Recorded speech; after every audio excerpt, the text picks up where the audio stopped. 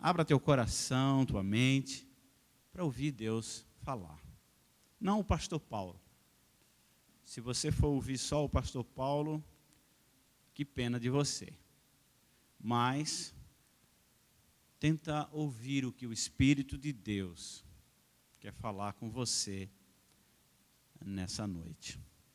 Quero convidar você a abrir a sua Bíblia no livro dos Juízes, Juízes de Israel, um período na história do povo de Deus, um período pré-monarquia, quando a nação era dirigida, governada em todos os aspectos por um homem levantado por Deus, para levar o povo a uma comunhão plena com o Senhor e também levar o povo a eliminar, afastar a força do inimigo sobre eles. Não é? Nós temos o aspecto, o círculo, que nós encontramos no livro dos Juízes, é que o povo, quando estava bem com o Senhor, estava gozando de comunhão íntima com o Senhor, ele afastava-se de Deus, buscando outros deuses, buscando adorar outros deuses. Consequentemente, Deus os entregava na mão dos inimigos, e eles sofriam na mão dos inimigos, até clamarem misericórdia ao Senhor, o Senhor levantar alguém para trazer o povo de volta à comunhão com Ele, e aí depois trazer o povo a uma íntima comunhão com Deus e um gozo de vida, e um gozo de vida plena. Não é? Mas isso foi um ciclo, um círculo, que acontecia sempre. E em anos e anos isso aconteceu durante o período dos Juízes. E aqui nós vamos ver, aqui no livro dos Juízes, um momento desse, quando Deus levanta um homem para trazer o povo de volta à comunhão íntima com o Senhor e, consequentemente, a se ver livre dos inimigos. Juízes, capítulo 6.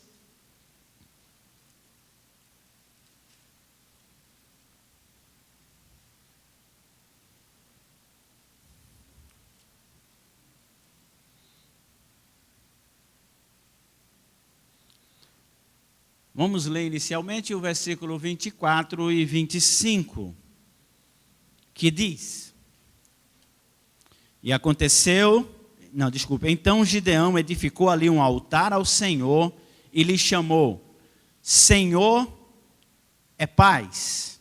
E ainda até ao dia de hoje está em Ofra dos Ebiezritas.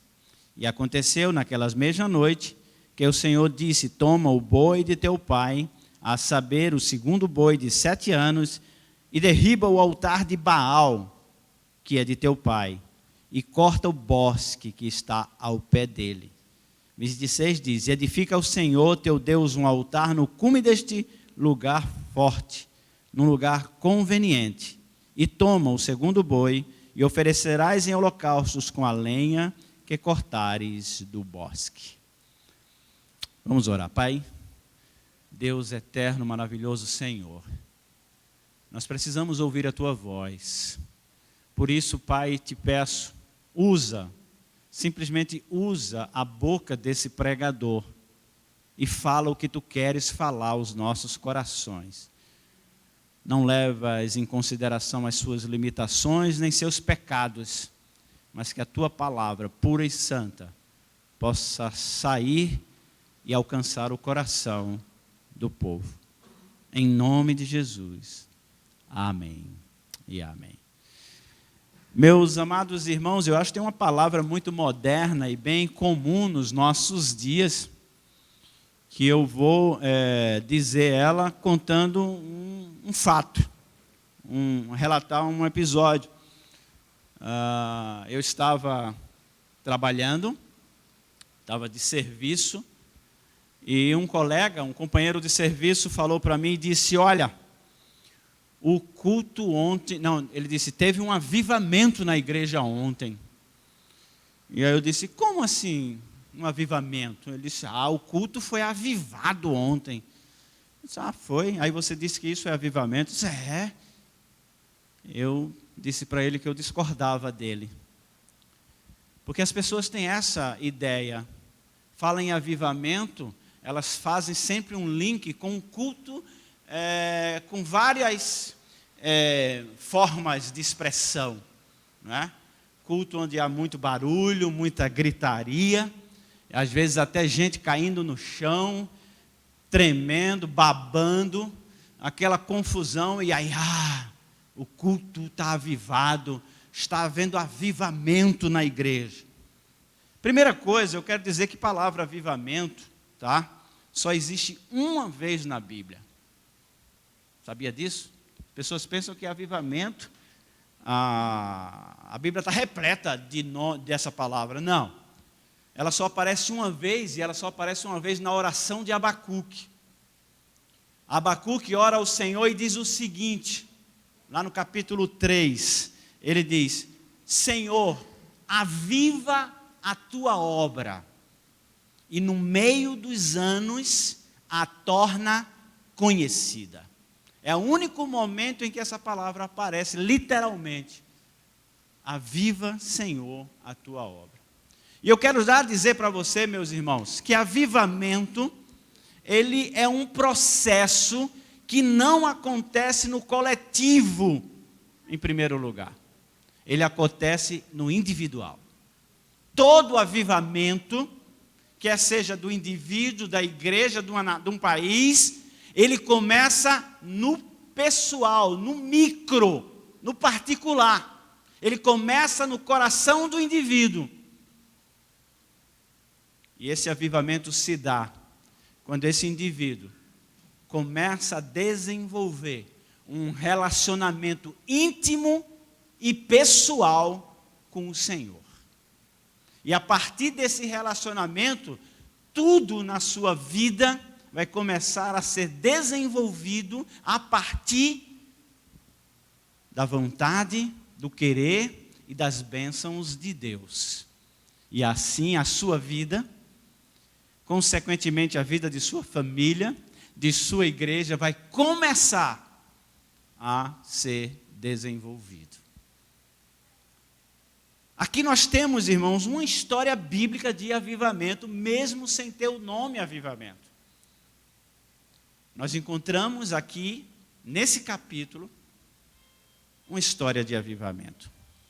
Eu quero dizer para você que no versículo 1 deste capítulo, capítulo 6, nós encontramos algumas razões porque o que nós podemos chamar de avivamento no meio do povo de Deus não chegava. O povo estava totalmente afastado de Deus, só havia sofrimento, choro, dor e agonia. Não havia a presença ativa de Deus no aspecto positivo na vida daquele povo. Por que no aspecto positivo? Porque havia no aspecto, ao nosso ver, negativo. Deus estava agindo, mesmo que aos olhos dos homens não era bom o que estava acontecendo. Quer ver? Primeira coisa, capítulo 6, versículo 1, se sua Bíblia está aberta, acompanha comigo. Porém, os filhos de Israel fizeram o que parecia mal aos olhos do Senhor. Veja o que diz a frase seguinte. E o Senhor os deu na mão dos midianitas por 7 anos. Destaque para você perceber. Deus os entregou. Não foi por acaso, não foi porque o povo se descuidou, não. Deus entregou o seu povo na mão do inimigo. Por isso que eu disse que Deus não estava agindo positivamente no meio do povo. Mas no contexto humano, ele estava agindo. Foi ele que entregou o povo na mão dos midianitas. Agora você viu por quê? A palavra é muito clara. Diz a palavra de Deus que os filhos de Israel fizeram o que parecia mal. Olha, o negócio de parecer mal quer dizer que não era e parecia, não. Quando diz é que aos olhos do Senhor era algo ruim que eles estavam fazendo. E você sabe o que é que eles estavam fazendo? Nós encontramos claramente o que eles estavam fazendo no versículo 10 desse mesmo capítulo. Veja o que diz: e vos disse, eu sou o Senhor vosso Deus, não temais. Esse o temor aqui é o temor de adorar, não é o temor de ter medo, é o temor, mesmo contexto que a gente fala, o temor ao Senhor, não é? É o contexto de adoração, de respeito, de reverência. Então ele está dizendo aqui, eu sou o Senhor vosso Deus, não reverencie os deuses dos amorreus, em cuja terra habitais. Mas o quê? Mas vocês não me deram ouvidos. Fizeram o que era mal aos olhos do Senhor. Eles adoraram, reverenciaram e serviram a outros deuses. Consequência, Deus os entrega na mão dos midianitas. Primeira coisa que afasta o avivamento, um relacionamento profundo e íntimo com Deus, que consequentemente vai trazer para a nossa vida bênçãos, prosperidade, paz, alegria, porque tudo isso que a comunhão íntima com o Senhor, diariamente, uma submissão à palavra de Deus produz. É alegria, é paz, é prosperidade, é bonança. E o povo não tinha nada disso. Por quê? Porque o povo fez aquilo que não agradava a Deus e o que o Deus queria que eles fizessem. Segunda coisa, o povo estava consequentemente entregue nas mãos do inimigo. Meus amados irmãos, uma das consequências piores do afastamento de Deus é exatamente essa. É estarmos sendo oprimidos, governado, dirigido, acorrentado pelo inimigo. E pode ter certeza que a coisa que vai acontecer sempre em nossa vida, quando nós nos afastamos do Senhor, tudo isso vai acontecer na nossa vida. Não pense que vai acontecer diferente, não tem como. Não há fundamentação bíblica, não há modelos na história que tenha gerado isso. Se afastou de Deus, a consequência é sofrimento, é agonia, porque o domínio do inimigo é exatamente isso. A palavra de Deus diz que o inimigo vem para matar, para roubar e para destruir. Não tem outra forma. E quando nós nos afastamos de Deus, não estou falando de se afastar da igreja. Porque às vezes tem gente que está dentro da igreja, dominicalmente, mas está afastado de Deus. Ah, não, fulano todo domingo está na igreja. Não, ele está lá, toda vez ele está lá. É uma pessoa de Deus, será? Porque vir à igreja no domingo não é garantia de que está na presença de Deus. Até porque muitas vezes você está na igreja, mas tua mente está lá do outro lado do mundo. Muitas vezes está se adorando a Deus, mas você está verbalizando umas coisas que você nem está entendendo o que está dizendo, nem está sabendo. É aquela história que a gente ouviu que dizem que o crente quando mais mente é quando o crente está louvando. Porque ele canta sem saber o que está dizendo. E sem ser verdade. Como o Bruno perguntou aqui, vocês cantaram com verdade, estão sabendo? Tem um hino aí, que as pessoas cantam, que é uma mentira que dói. Eu podia citar muitos, mas o que está me vindo na mente agora é esse. É uma expressão que diz assim, tudo entregarei. Não tem um hino que diz isso? Você conhece esse hino? Tudo entregarei. Que mentira! Então, meus irmãos, o povo estava escravizado, porque se afastou da presença de Deus. E muitas vezes nós nos distanciamos de Deus, mesmo estando dentro da igreja. Porque às vezes a vinda à igreja é como a maioria no país, no nosso país faz. Vai à igreja no domingo, não é? Ah, não, tem aí, a igreja tem 7 horas da manhã, todo domingo eu estou lá na igreja. todo domingo, é sagrado, eu vou. Aí vai, assiste culto, assiste missa, assiste qualquer coisa, de 7 às 8, fiz o meu papel. Agora eu vou fazer o que eu quero da minha vida. Então a sua relação com Deus, sua intimidade com Deus, seu compromisso com Deus está restrito a 1 horinha, num dia na semana. Quando na verdade o que Deus quer é uma relação íntima, plena, constante, permanente, diária. Será que eu estou fazendo isso?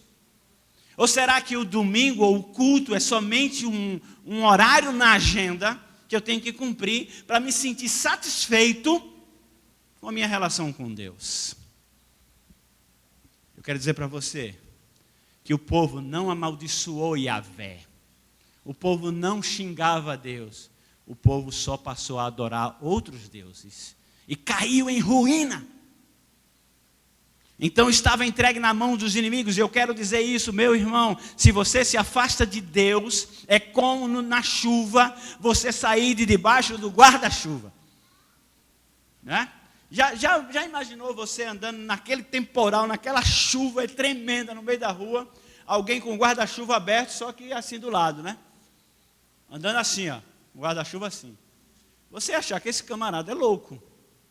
Está com um guarda-chuva no meio da chuva e não coloca sobre ele. Não fica embaixo dele. É o que nós fazemos com Deus. Estamos com o Senhor, ou nas proximidades com o Senhor, mas não nos submetemos ao seu cuidado, à sua proteção. Nós, por causa do nosso pecado, por causa das nossas culpas, por causa dos nossos prazeres, nossos desejos, nossos pecados particulares, nossos hábitos pecaminosos, nós preferimos andar em alguns momentos fora da cobertura do Senhor. E ainda queremos não nos molhar. E quando a gente se molha, diz, mas Deus, por que, Senhor? Isso está acontecendo comigo. Vem para debaixo. Vem para a comunhão com o Senhor. Vem para a intimidade. E aí o povo estava entregue na mão dos inimigos. Quando você se afasta de Deus, você fica passivo de sofrer. Muitas coisas na mão dos inimigos. Terceira coisa, porque o povo estava nesse contexto de afastamento de Deus, o avivamento não chegava, porque o povo estava se adaptando às condições impostas pelo inimigo e pela consequência do seu pecado. Veja o que diz o versículo 2. E prevalecendo a mão dos medianitas sobre Israel, ou seja, sendo os medianitas dominantes, sendo o mal dominante sobre a vida do povo de Deus, fizeram os filhos de Deus, ou os filhos de Israel, para si, por causa do inimigo, as covas que estão nos montes, e as cavernas, e as fortificações. Sabe por quê? Estava se submetendo, se adaptando à situação. Crente, filho de Deus, não é para viver em caverna. Filho de Deus não é para viver em cova. Mas por causa do pecado, por causa da opressão do inimigo, ele vai se adaptando e vai vivendo na cova, na caverna, distante de Deus.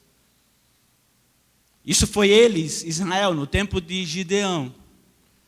E você hoje, por causa do seu pecado, em que cova você está se escondendo? Às vezes nós estamos nos escondendo na cova da mentira. Porque para manter o meu pecado, eu preciso mentir. Claro que não para Deus, porque para Deus ninguém consegue mentir, mas para as pessoas. Para a gente manter a nosso hábito pecaminoso, a gente fica se escondendo. Fica vivendo uma vida falsa, uma vida dupla. Na frente das pessoas, na igreja, na frente dos irmãos, do pastor, é uma coisa. Mas quando sai, vai para a caverna. Vai viver realmente quem é e o que é.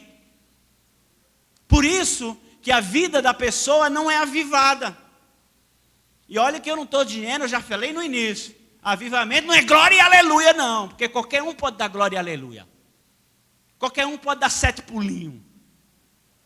Uma vida avivada é uma vida de íntima comunhão com Deus. Porque vir para a igreja, dar pulinho, saltinho, dar glória, isso aí qualquer um faz. Até mesmo dentro da caverna. Falsamente, disfarçado. E o que nós temos é as pessoas se adaptando ao pecado. Não crie circunstâncias de adaptação ao pecado. Rejeite o pecado na sua vida. Abomine. Não fique criando máscaras, fantasias, esconderijos. Não. Porque senão nunca você vai ter uma vida de intimidade com Deus e, consequentemente, uma vida de paz, alegria e prosperidade. Você precisa ter uma vida íntima com Deus, com integridade, com sinceridade. Mas o povo de Deus estava se adaptando. Uma coisa é o que eu já li: não dá ouvidos à palavra de Deus. Viu o que Deus diz no versículo 7, né? 10. Não reverencie outros deuses. Foi o que eu falei para vocês. Eu tirei vocês da terra do Egito, conduzi vocês, levei vocês comigo em segurança e disse para vocês: não adorem os deuses. Mas vocês não deram ouvidos à minha palavra. Que bom se o povo de Deus hoje desse ouvidos à palavra de Deus. Mas nós não damos ouvidos. A gente está buscando aquilo que a gente gosta, aquilo que interessa, aquilo que é bonito, que é bom. Tem crente que só tem texto de promessa de cor. Pede uma promessa que o crente sai soltando assim, ó. As palavras de Deus desafiando as pessoas, convocando eles à santidade, a abandono do pecado, isso aí nem lembra que tem na Bíblia. Mas o Deus vai dar. O que pisar a planta do meu pé é meu, Deus disse. Isso a pessoa decora. Está na ponta da língua. Você tem que dar ouvidos à palavra de Deus, especialmente nas suas ordenanças, nos seus mandamentos, nos desafios que a palavra de Deus coloca para nós, que não são fáceis de obedecer. Porque eu mesmo já disse aqui muitas vezes, tem palavras na Bíblia que eu preferia que não existisse, que não tivesse. Quer ver uma fácil aqui que eu vou soltar? Amai os vossos inimigos. Por que essa palavra está na Bíblia? Porque os inimigos a gente quer derrubar, não é não? Inimigo a gente quer realmente ver eles distantes da gente e sofrendo. Será que eu estou exagerando? Ou você está dizendo aí, pastor, é só tu, porque eu não, pastor. Eu não quero. Meu irmão, basta alguém dizer que a gente é feio, que a gente quer dizer que ele é 2 vezes mais feio do que a gente. Ou não é? Basta alguém dizer alguma coisa com a gente quer já vir com 2, 3, quer botar lá para baixo. Quando a palavra de Deus diz, olha, amar quem te ama é muito fácil. Difícil é amar quem te persegue. Complicado. Mas sabe quem disse isso? Foi o pastor Paulo que falou. Foi? Quem foi? O Senhor. Aquele que você diz que é seu Senhor. Aquele que você diz que é servo. Aquele que você diz que está debaixo da autoridade dele. Ele disse isso. E se ele disse isso é porque há condições de fazer. E essa condição vem da parte dele. Porque pela minha própria força não. Mas é pelo Espírito Santo de Deus que habita em mim. É que pode me dar a condição de eu ser obediente a essa palavra. E pode ter certeza, que em obedecendo essa palavra, muito eu vou receber. Muito o Senhor vai honrar. Só estou dando um exemplo de tantas outras que a gente pode encontrar na Bíblia. Seja obediente à palavra de Deus. O povo não estava dando ouvido à palavra de Deus.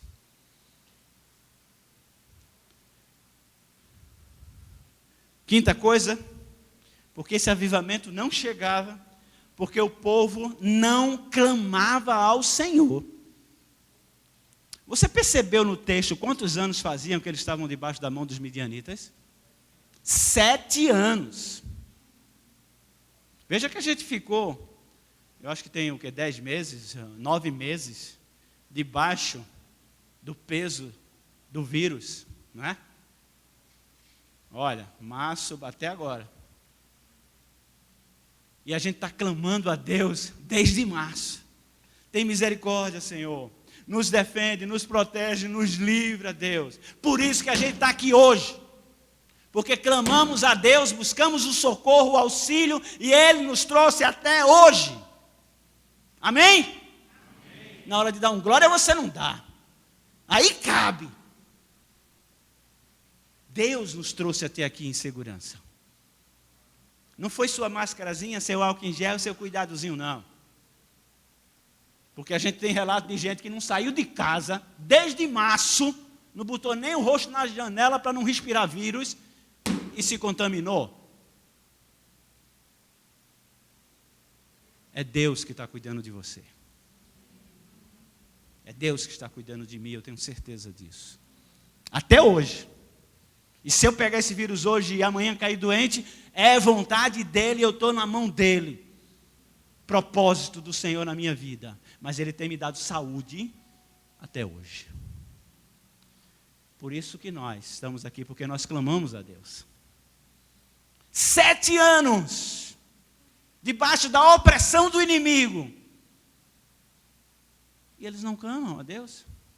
Só depois, no versículo 6, assim Israel empobreceu muito pela presença dos midianitas.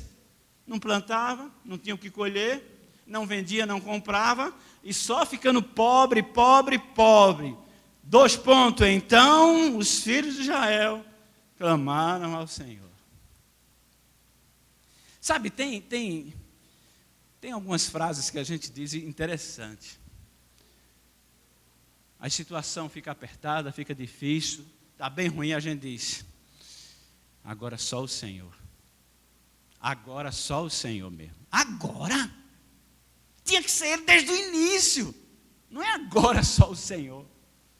Tem outra frase que a gente diz num contexto negativo. Sabe qual é? Eu estou a Deus dará. A gente diz num contexto negativo, mas é a melhor coisa do mundo, é estar a Deus dará. Ou seja, eu estou debaixo da provisão e do cuidado de Deus. Mas a gente só diz isso quando a coisa está ruim, está podre. E aí, meu irmão, como você está? Eu estou a Deus dará. Está tudo ruim. Não, meu irmão, você tem que estar a Deus dará todo o tempo, toda hora, no cuidado e proteção de Deus. Depois de 7 anos que está pobre, o povo está morrendo de fome. Aí o povo decide clamar ao Senhor. Faça isso não, meu irmão. Faça isso não. Você que é jovem, já tem um entendimento. Desde já, ore ao Senhor pelo seu marido e pela sua esposa. Mas pastor, eu só estou com 14 anos. Ele está em algum lugar por aí, ela está em algum lugar por aí já. A mulher e o marido, o homem que Deus escolheu para você, já está por aí.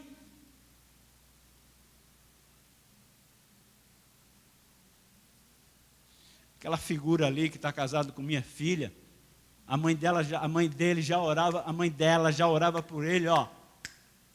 Anos. E Deus trouxe ele para ela. E agora é que a gente continua orando também.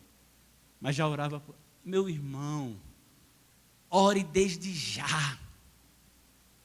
Sempre coloca na mão de Deus tudo. Não existe, isso aqui eu resolvo. Né? Parece aquela coisa de, não, esse demônio é tão fraco que eu tiro ele no meu nome. Eu já ouvi essa história. O pregador estava lá num culto, o camarada estava, esse demônio é tão fraco que eu tiro ele no meu nome. Entende? Não. Tudo é no nome do Senhor. Tudo que você precisa, coloca no altar de Deus. Os midianitas passaram 7 anos até clamar E aí Deus começa a agir. Como foi que Deus agiu? Primeira coisa, no versículo 8, vê o que tem. Versículo 8, do capítulo 6.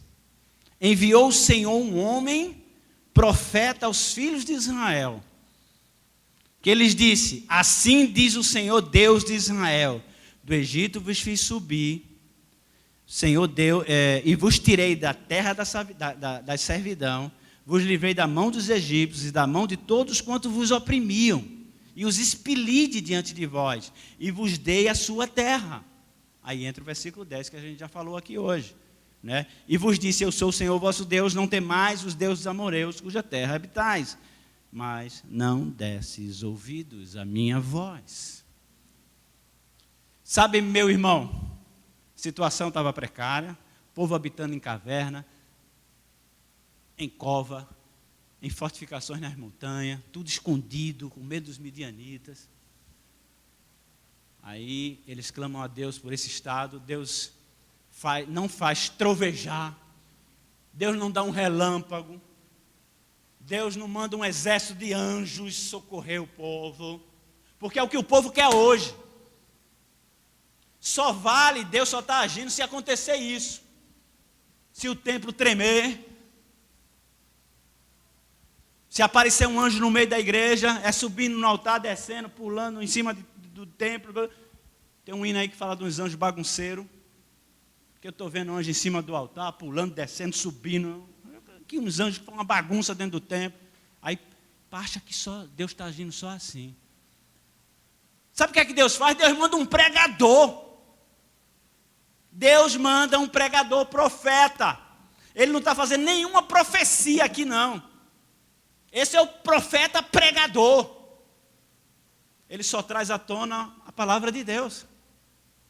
Isso que ele está dizendo está na palavra, várias vezes repetido por vários profetas. Esse pregador pega o texto sagrado, abre e lança no povo. Eu sou o Senhor teu Deus, está aqui, eu tirei vocês do Egito, eu livrei vocês do mal, eu guiei vocês a essa terra, disse isso para vocês e vocês não fizeram.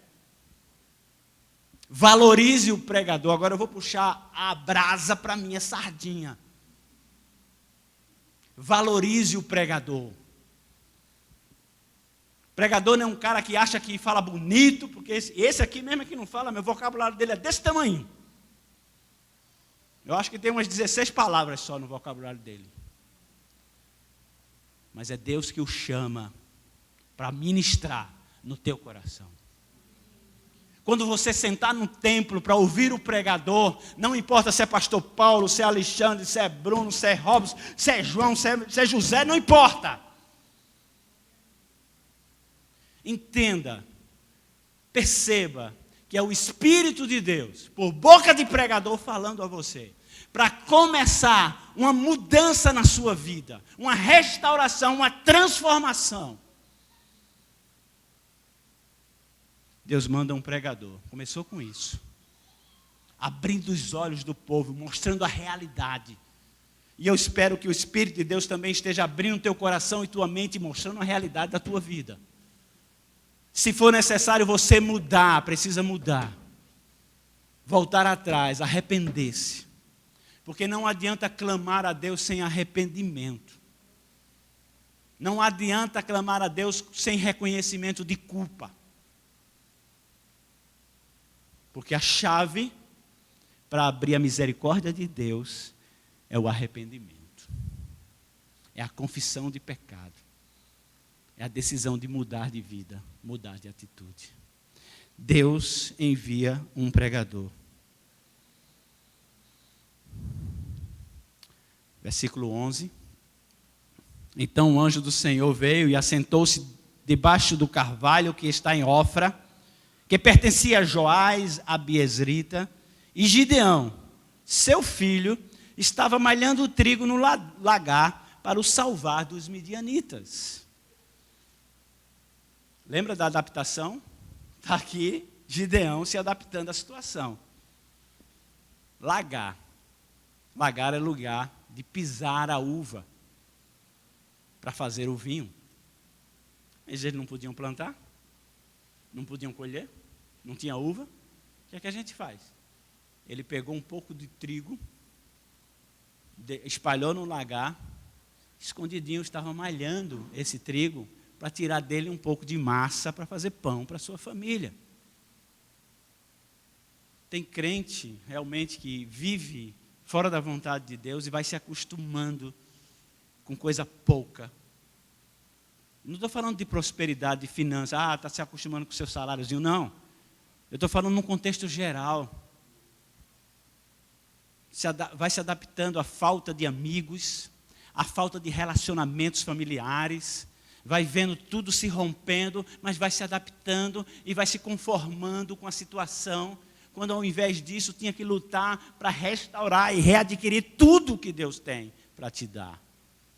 Não se acostume, não vá se adaptando a coisa pouca na sua vida. Você pode ter muito e muito mais. Não somente, repito, dinheiro. Porque quando a gente fala aqui, pregador fala aqui, parece só fala de dinheiro. Não. A sua vida pode ser muito mais do que ela é hoje, se você não se acostumar, se adaptar com a permanência do pecado na sua vida. E Gideão está lá, malhando o trigo dentro do lagar. E o anjo aparece para ele. Sabe por que o anjo apareceu para ele? Porque depois do pregador, Deus levanta um líder. O povo nem sabia, nem sonhava disso. Mas Deus estava agindo. E o anjo vai lá para levantar um líder, para tirar o povo daquele estado. E o que é que acontece, irmãos? O homem que Deus chama conhecia a ação poderosa de Deus na vida do povo, mas ele não conhecia Deus. Versículo que nós temos aqui, o versículo 13, para exemplificar isso. Mas Gideão, deixa eu só ler o 12, para a gente ter uma ideia. O anjo disse para ele assim: o Senhor é contigo, varão valoroso. Mas Gideão lhe respondeu: ai, Senhor meu, se o Senhor é conosco, porque tudo isso nos sobreveio? O que é feito de todas as suas maravilhas que nossos pais nos contaram, dizendo: não nos fez o Senhor subir do Egito? Porém agora o Senhor nos desamparou e nos deu na mão dos midianitas. Ele conhecia a história. Ele conhecia a história do povo de Deus. Ele conhecia os milagres de Deus operados no meio do povo, no meio dos seus antepassados, no meio dos seus pais. Ele ouviu do seu avô, do seu pai, o que Deus havia feito. E ele conheceu as maravilhas por meio da boca dos seus antepassados. E ele cobra do anjo, cobra de Deus isso. Se Deus é conosco, por que a gente está passando isso? Lembra que eu disse, às vezes a gente sai debaixo do guarda-chuva, se molha e diz: mas Deus, por que eu estou molhado? Porque você saiu debaixo da minha cobertura. Agora Gideão está cobrando Deus. Senhor, se tu é nós, cadê? Por que essa situação? O Senhor, na verdade, abandonou a gente. Se o Senhor é conosco, cadê as maravilhas? Sabe, durante esses 7 anos, é possivelmente que Gideão acordava e dizia: será que é hoje que vem um exército do céu aí para matar esses midianitas? Será que vai acontecer como aconteceu na história que meu pai contou? Será que Deus vai realmente agir como agiu no Mar Vermelho, abriu o mar, o povo passou? E durante 7 anos ele esperando um milagre, esperando o poder de Deus se manifestar. Cadê Deus, se tu é conosco? Aí vê o que é que diz. No versículo seguinte. Então o Senhor olhou para ele e disse... Sabe, eu acho que Gideão ia pensar que ele dizia assim: se preocupe não. Deus vai manifestar um poder agora no nosso meio. Você vai ver os exércitos do céu descer. Talvez ele esperasse isso. E às vezes é o que você espera também. Para resolver a situação da sua vida. Talvez você está esperando esse milagre, essa coisa miraculosa, fantástica. Aí o anjo do Senhor olha para ele e diz: vai nessa tua força e livrará Israel da mão dos midianitas. Porventura, não sou eu que estou enviando você?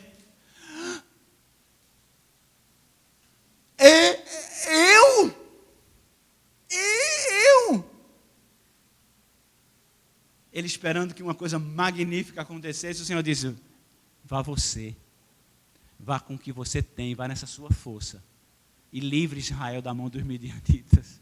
Espera aí, você está de brincadeira comigo? Eu estou aqui malhando o trigo, morrendo de medo de aparecer um midianita aí e me ver fazendo isso. O anjo do Senhor vem e diz: vá você, é você que vai livrar Israel da mão dos midianitas. E tem mais, eu estou com você, eu estou mandando.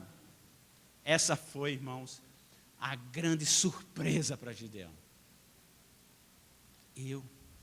E pode ser a grande surpresa na sua vida.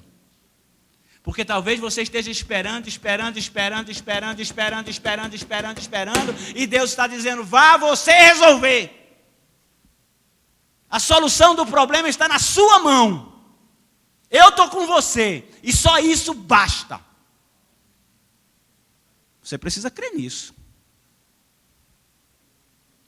E eu vou dizer para você: não espere o anjo sentar lá na esquina da sua casa, ou no elevador do seu prédio, ou na garagem do seu apartamento.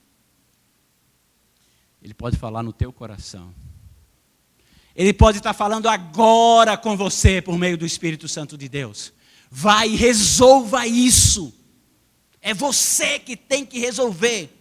Não importa se é problema na empresa, na família, em casa, no núcleo menor, não importa. Deus está dizendo: eu tenho melhor para você. Eu tenho coisa melhor. Eu tenho bênçãos sobre bênçãos para derramar sobre sua vida. Agora vá você e vença o inimigo. E eu estou mandando. O eu sou está mandando. O Deus único e verdadeiro está mandando. Tome posse dessa palavra. Abrace, receba e diga: sim, Senhor. Porque quem conhece a história, ele treme nas bases, ele fica com medo, ele fica provando Deus para saber se é mesmo, se ele não teve um sonho, se é algo que ele imaginou da cabeça dele. Ele fica fazendo teste para saber se realmente era ele que Deus queria. Mas o que nós sabemos é que era ele. E o final dessa história diz que durante muitos anos Israel viveu em paz e em íntima comunhão com Deus. Tome posse. Deus está dizendo, chamando o seu nome, dizendo: vá nessa sua força. Eu estou com você. Que Deus os abençoe, meus irmãos.